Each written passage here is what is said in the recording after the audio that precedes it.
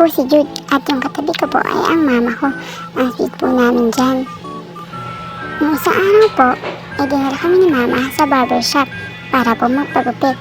Pero dahil natakot po ako sa bakla na barbero, naisip ko kay mama na lang ako magpapagupit.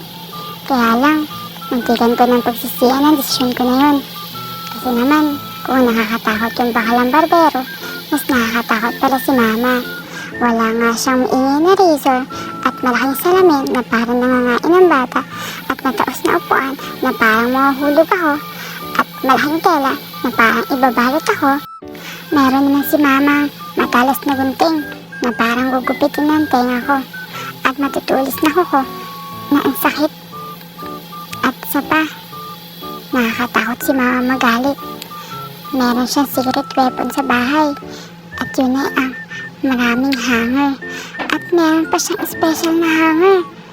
Yun ay napakalaki at mahaba. Isa pa, kulay pink yun. Naisip niyo ba kung gaano yung kalaki? Ay nako, dun pa lang, suko na ako eh.